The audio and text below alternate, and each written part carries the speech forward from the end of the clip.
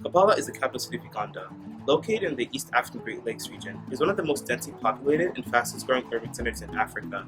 Kampala can be characterized by its rolling green hills, its coast upon Lake Victoria, and its busy city center. But how do people and goods get around this bustling city? Just look at supply chain to the ability to commute.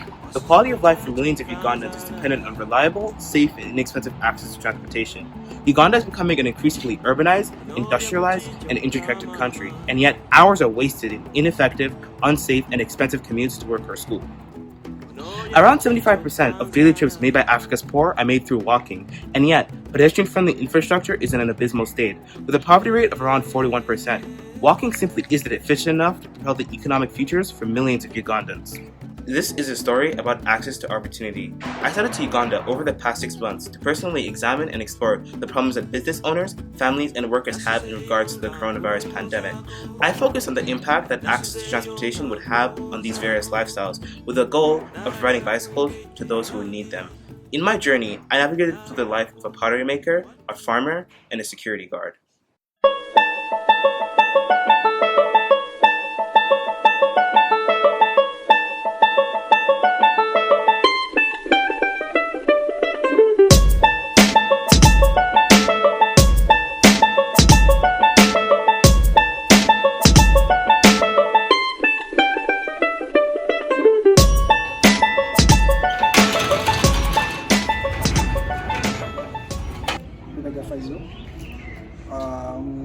Security guard wano mukuma wano ndabirira apartment nemanga nze mba n'okulabirira wonna ne wabanga wayonje bulungi.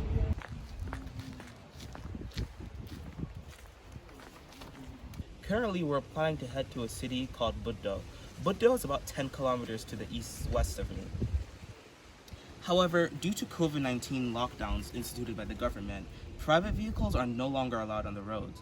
The only vehicles allowed on the roads are commercial vehicles like these, which are usually used to transport goods or services. As such, we're going to take this truck to go to Buddo in order to meet with our second interviewee, Albert. The second reason why I want to go to Buddo is to help Faiza over here meet his family. Normally, Faiza would have to walk 8 kilometers every single week in order to meet his family and 8 kilometers back to his workplace over here. And the reason for that is, number one, public transport is cut off. There's no public transport. And number two, he doesn't have any sort of transportation to get there. So Faiza will be in this truck with us in order to get to Buddo, and it will take him about 20 minutes, assuming there's no roadblocks. Normally it will take him hours, so this would really be a help to him.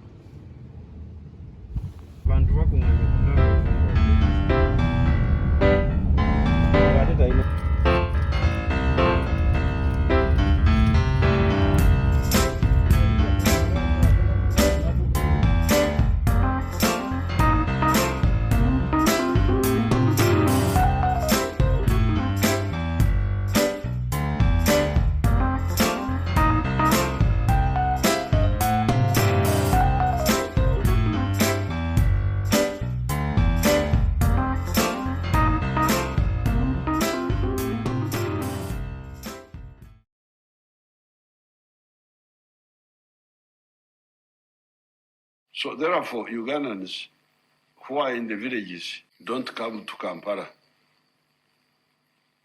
don't come to Akiso. Stay in your villages. Don't come to see your children. You postpone all that.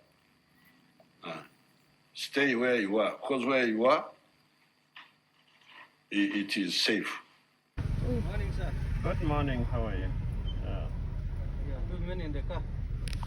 We only 3. There are supposed to be 2. Now, even private cars have been stopped moving, unless you are medics, security, whatever. We have. And then Family, the car is supposed to carry 2-3 people maximum. we are free here. Alright, now I'm here at Al Bayan and I'm about to interview Albert. Albert, how are you? Good afternoon. So, what do you do around here now that the school is closed? Wano kusomero mbadde kola gwa cleaninga ng'essomero likola ati nkolakolako naye kati nkola kulongoosaako na kulima. So does your work here require you to ever leave the school at all or walk anywhere to like get materials or something? mba nina okutambula kubanga entambula tekyaliwo waagisibye ntambula negenda nenkola. So how far away is that walk usually? Siwa distance nkabe nandibadde nkolerako wala naye lwakuba embeera eriwo nkolaakola buli mubwamu n'okumpimpi bwe nsobola okutambula okutuuka. So I was told that you were from Western Uganda. Your family lives in Western Uganda, right? Era ebeera eyo Rukungiri, ndagireko eyo Rukungiri. The city is Konjere? Western Uganda. Konjere. So when was the last time you visited them? Nakoma ogendeyo gwali gumwezi gusooka kugamba mbadde nteekateeka kuddayo lwe baasibiddeko kati simanyi lwe ndiddayo. January. Wow, that's a long time. So before COVID, right? Would you take what would you use to get there? Baasi nakozesanga baasi ogendayo oba taxi ebyo bye bigendayo. Was the public transport efficient or did you have problems with it? Oyinza okugenda okugendayo kwali kuzibuzibu era oyinza okuba nga ogende ng'omanyi transport weesatu n'otuuka ne bakugyako esatu kitundu oba ena oba olumu oli n'osangamu atali waayo n'akubba n'akuwa risiiti ey'ekicupu n'ogenda okutuuka eri nga bakubuuza nti gw'osasudde si yeffe osasudde mulala. Okay, so with the opportunities you have now, you're pretty much limited to anything that's like walking distance, right? So do you think that it would be better if you had some sort of like transportation to take you to places that are further away? For example, with a bicycle, you could travel a little bit further, a little bit quicker. Maybe that could give you access to more jobs, more anything. So do you think that would be able like a help to you, or do you think it's not really so important? Ekyo kirungi bwe mba nfunye akagaali nsobola kwanguyirwa okutuukayo ne nkola omulimu ogumatiza. Akagaali kajja kunyamba. We'll go all the way to like Professor Waso Bulunya about reliable transportation in Uganda. Good morning. Very good morning to you.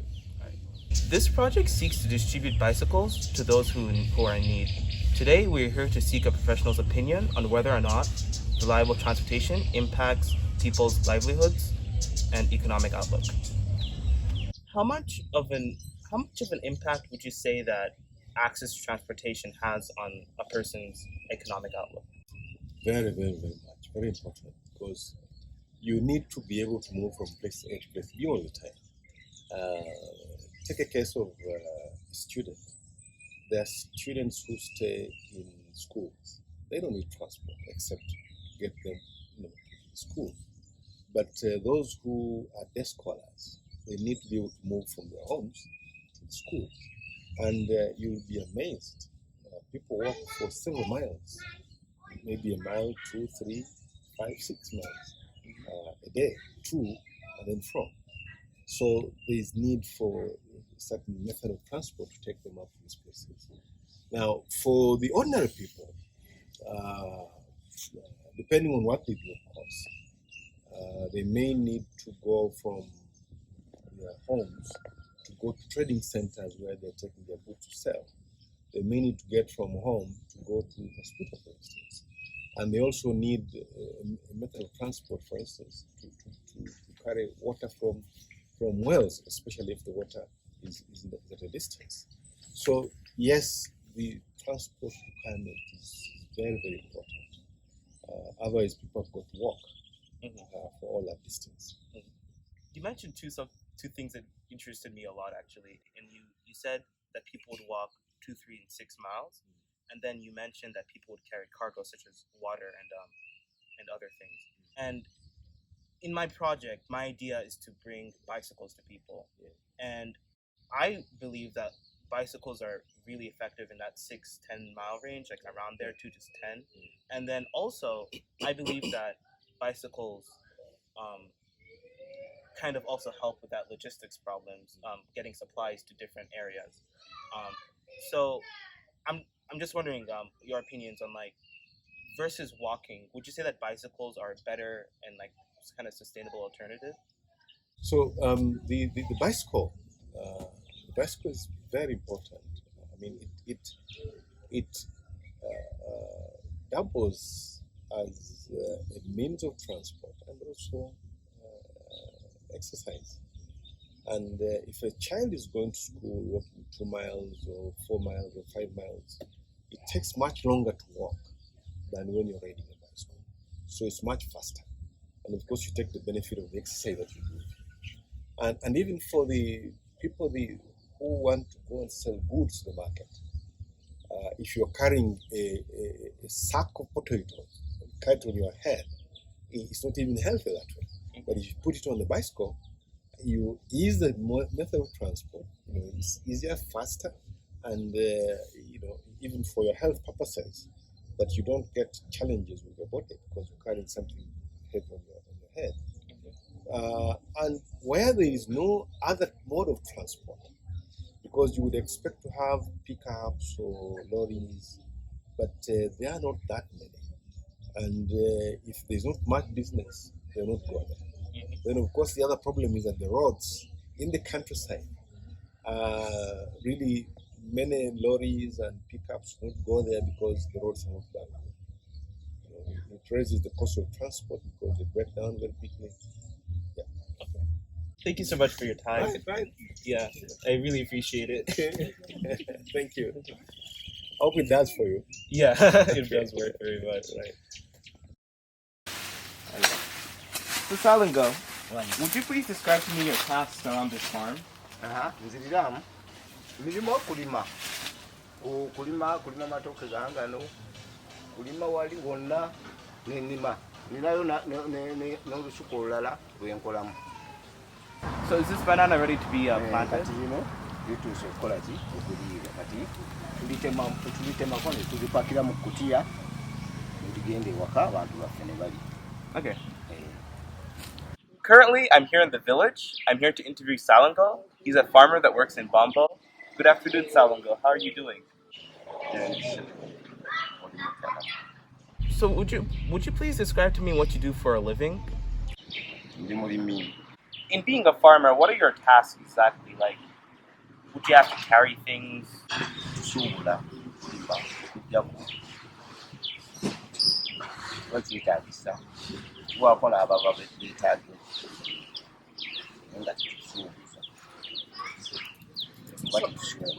So this farming doesn't require you to carry things long distances. Emmotoka sirina, gaali sirina bulubaalo, emmere eyo aba beetaaze mbagamba muno ne ku kamere kano oba okubeetikkirako mu kakutiya ne mbatwalirako aba beetaaze. So you mentioned carrying things back to your family. Does this mean that your job requires a commute? Era kusobola okulinnya takisi neera nga biba bizibu n'olinnya n'ogenda oba oyagala okubaleetera akamere n'okapakira mu kkutiya era n'olinnya takisi oba akabodabooda ekakutuusa ku wali takisi n'ogiyingiza mu takisi n'ogitwala ewaka era n'ofunawo akabooda n'ogitwala ewaka. About how much would that cost, typically? Kisobola okutwalako omutwalo nga gumu. How much would you make per month?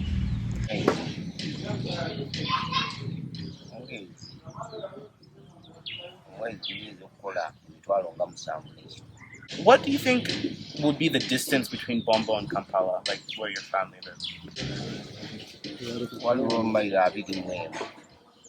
You mentioned that transportation usually takes up a lot of your income, and it's a very convoluted process to get to your family.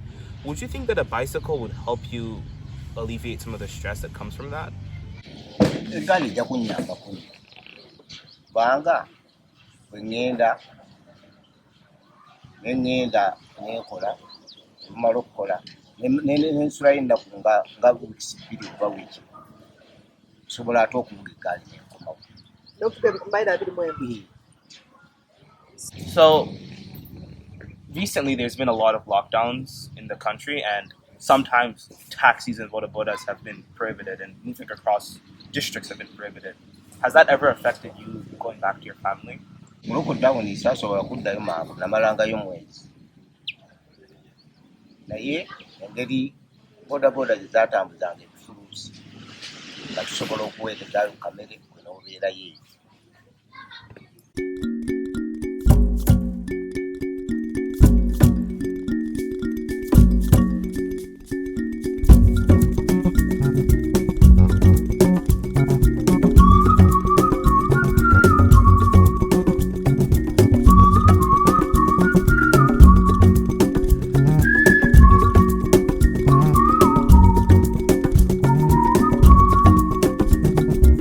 You have seen my shop. Even if you want a mechanic, you just bring him. Yeah. That's good. The new one.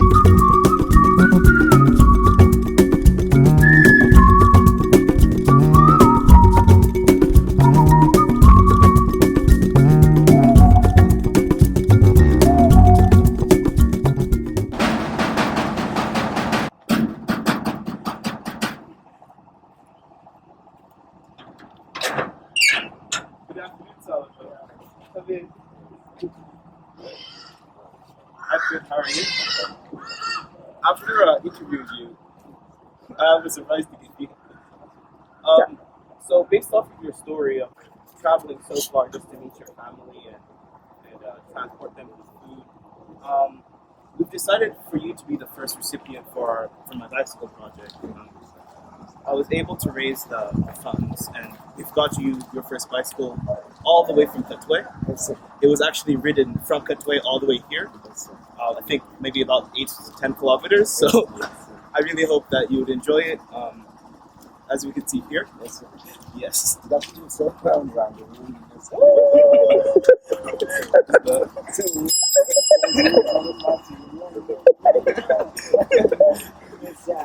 Yes.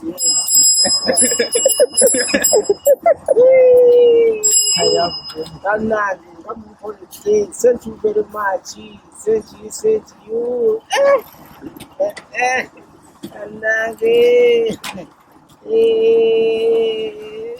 Thank you.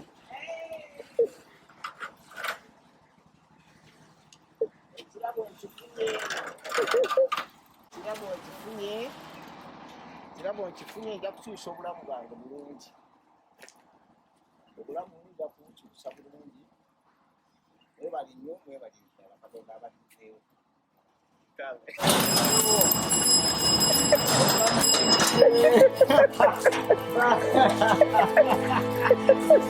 Gendela ddala. Yes,